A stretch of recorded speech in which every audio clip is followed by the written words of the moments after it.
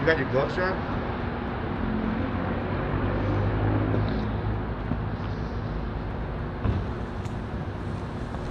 They don't work on me for whatever reason. Yeah, you gotta put them on extra tight, and then you gotta slam the phone. Okay, we're live. Hey, Johnny, we're live. Fee, we're live.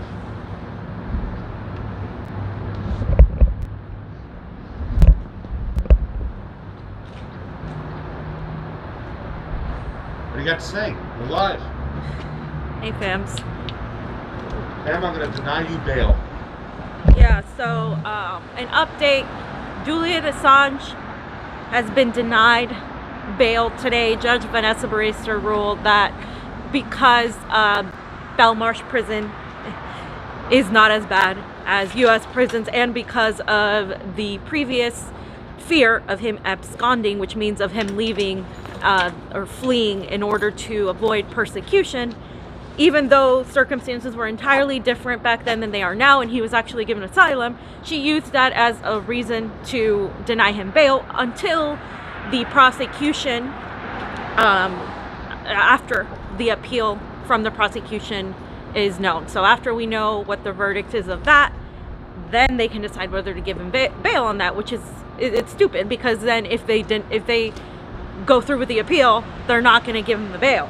So activists right now are protesting in London. They arrested and beat up a 92-year-old old man for no reason, basically because they were all protesting in the UK and London, and it's just been crazy out there. I know my Assange family is really upset right now, and I'm with you on that. There's not enough reporting. There's only a few people who have had access to the internet trial. And I've been following people like Taylor Hudak, Kevin Gostola, and Richard Medhurst, who have been reporting on that. But outside of that, nobody's talking about it. Everybody's talking about the stupid Senate races in Georgia, where it looks like the Democrats won back the Senate. Now they have zero excuses to fucking blame it on Mitch McConnell. So literally, I'm going to be on your ass every single fucking time. I don't think Berg's gonna get shit. I don't think you're gonna get shit. I don't think anything's gonna fucking change. But we'll see, because now you have no fucking excuses, Democrats. I want healthcare, I want a stimulus, I want all of this shit right now, and you get zero empathy from me if you don't get it done. So that's it. They're out of fucking excuses. That's all I have to say about the fucking Georgia Senate race. Ossoff and his cohort are against Medicare for all. They're against single payer. They're against anything to help people. So, like, why would I care? Why would I think it's any different? And it seems like these people have a short-term memory. These Democrats just voted, more of them voted to against Trump's veto of the NDAA, which effectively lost them the leverage for the $2,000 stimulus.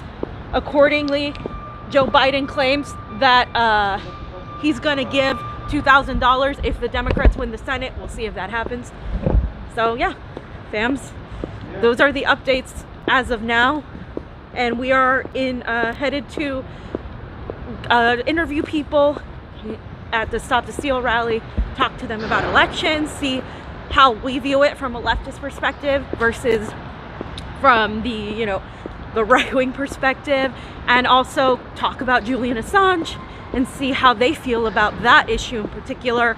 Donald Trump could very well make himself liked a lot more if he pardons Julian Assange. Now that's the hope that a lot of people have. So all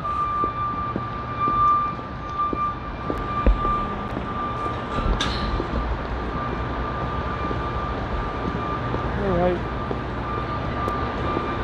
It says to get up to Pennsylvania, make a left. You guys sound good. You look good. Watch your step, my man.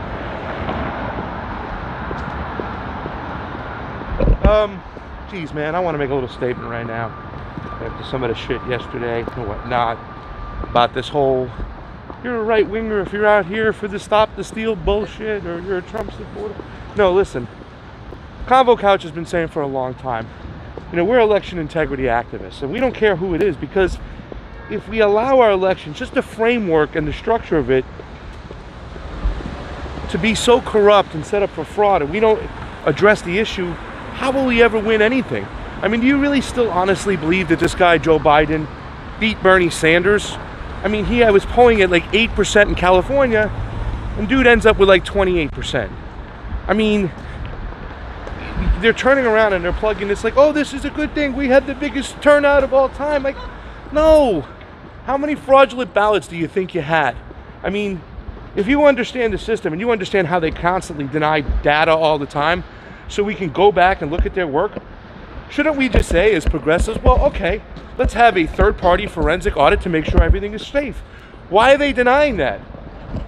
And then seeing so many people on the left just throw out these talking points. Well, it was the mail-ins that came in late, and it was, you know, they've had audits and they've had recounts. Any election integrity activist that follows this stuff will tell you that the recounts are just as fucking phony as the actual elections. They're bullshit recounts. There's not a third party in there. There's no forensic audits. And I'm really hoping for something good today. I'm hoping for Raji Rob to get in there and get some data, get some information. I'm still skeptical because if we can get in there and check their work and see what they're doing, game over. But will they let us see their work? Will we ever get the opportunity to inspect that shit? I don't know. But I'm here today, not as a Trump supporter, not as a Republican, not as a conservative, not even as a leftist. I'm here on a nonpartisan mentality of making sure we get our elections straight. Because if we don't get them straight, you populists, you progressives, you'll never win anything. And right now, seeing some of you progressives or neo-progressives going, Stacey Abrams for chair. I mean, come on, ladies and gentlemen. She was working for the American for Center of American Progress, right? I mean, this is just, it's disheartening sometimes, guys. It's disheartening. Are we not remembering, oh, do we forget the people who screwed Bernie? It wasn't the Republicans. It was the Democrats. And now you guys are praising those same people. Yeah. It's making coalitions with the fucking neoliberals. 100%. And it's really sad to see a lot of people like falling right back for it. And a lot of people are happy that it's 2021, but let me tell you, things are going to get very, very bad really quickly when it comes to the security state, when it comes to the persecution of journalists, when it comes to now there's no excuses to blame only one side when you're getting persecuted by the police. And I hope people realize that on both sides, like the fact that the police were going after Trump supporters yesterday in the same way they go after the BLM supporters, it's something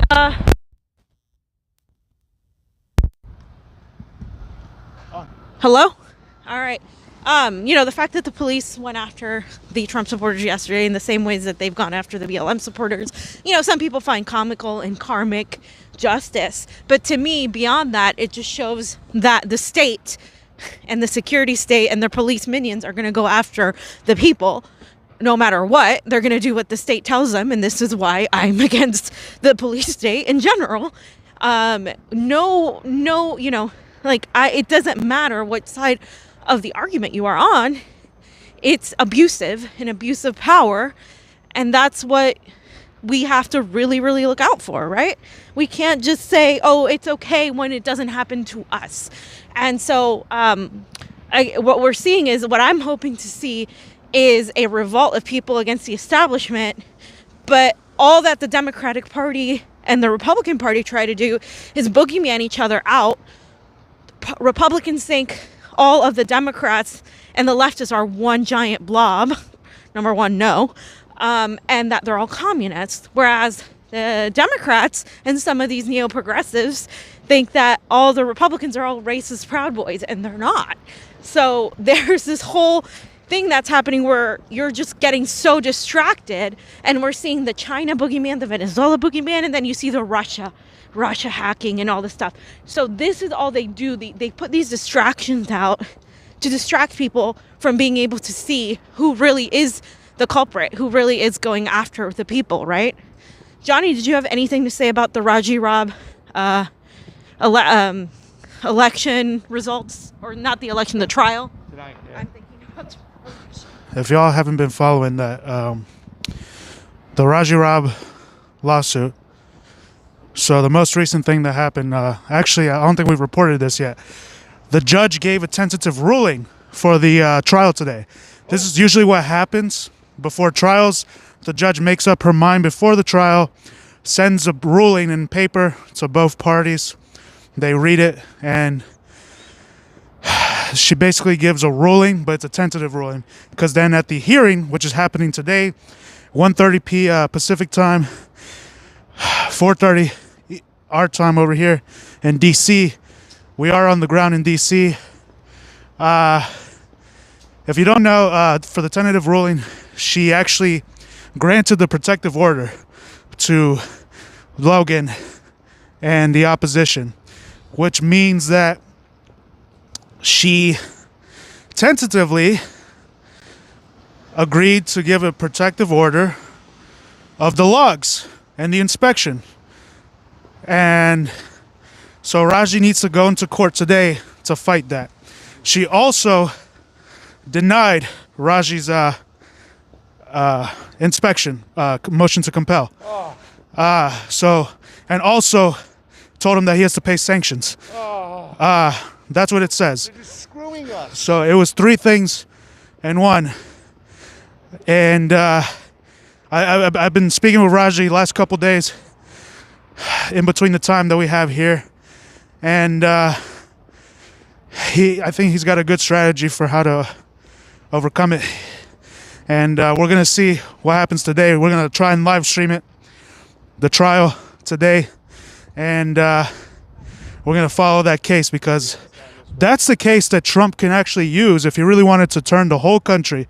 He can use that lawsuit with Raji Rob to literally, once you take Los Angeles, California, you can turn the rest of the country. Because in the largest county in America, and the fifth largest economy in the world, you can totally, if you can claim that county, which has 700, I don't know, it has 700 billion, I think, is its budget or something like that.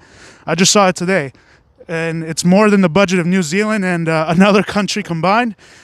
Yeah, if you can show that that the elections are rigged here in Los Angeles, shit. What about the rest of the country, right? So that's something that we see that Trump could use if he wanted to. I don't think he's going to use it. I don't like Trump. But the elections are not secure here in the United States. They're not transparent. I got firsthand experience of that. They're not transparent, and there's proprietary software. There's the stuff in the ballots that does happen. You try and go to your local election office and see how it works.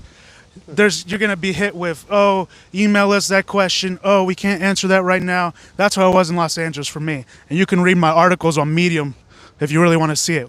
And I have videos of all that. Them transporting ballots on a Sunday to the tally facility when it was empty. They told me that no one was working. Then who's receiving the ballots, right?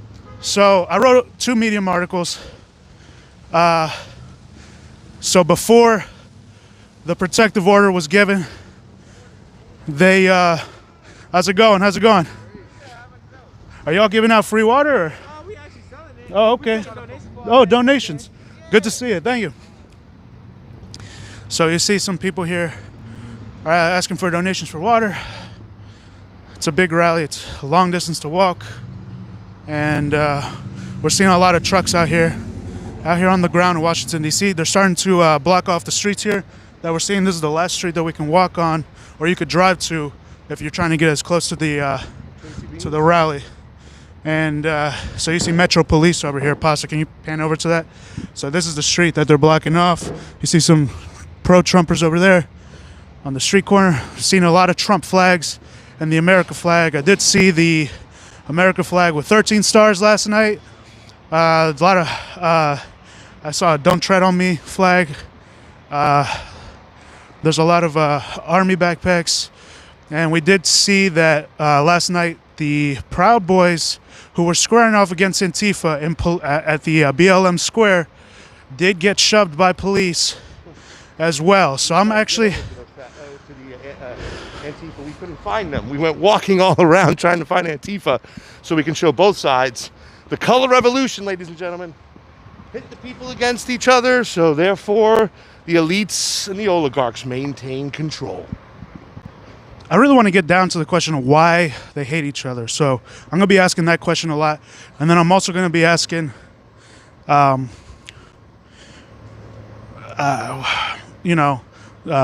Trumpers now, hey, last night, Proud Boys got hit by police. You saw that woman who had a bloody face. What are your thoughts on that? You know, what you're gonna say, right? Yeah, like, do you still support the police like that unabashedly if they're also going after your people when they're told to do so? They just follow orders. So again, if you are for Julian Assange, which a lot of people on Trump's side are, then you have to understand, like, the police are also going after regular people too. It's not just a made-up story, right? So again, the security state is really important, and approaching it from that aspect and asking people those questions, I think, is something that most people don't do. When we were covering the protest in LA, that is, one thing we noticed, like, people were screaming at each other, but there was, like, no conversation about the actual issues regarding, like, why people feel the way they feel. There was just so much emotion that this whole thing was counting on, right? And we can see all of the vendors as we are walking in, getting closer and closer. It is very cold out here today. And, just to reiterate, we're in the belly of the beast. Like, we do this, we cover this because this is what real news is supposed to do. They're not supposed to be partisan. They're supposed to go out there and cover whatever it is they're supposed to cover. The only other independent media on the left that's out here is Status Quo. And I'm saying that because there are people that are going to be like, oh, I can't believe the Convo Couch is out there. Well, they're also out there. So if you're going to smear people, just know that there are a couple of us on the left that are here just covering it. Now, we come at this from the election integrity perspective too, where we do, investigate these elections and have since way before Trump.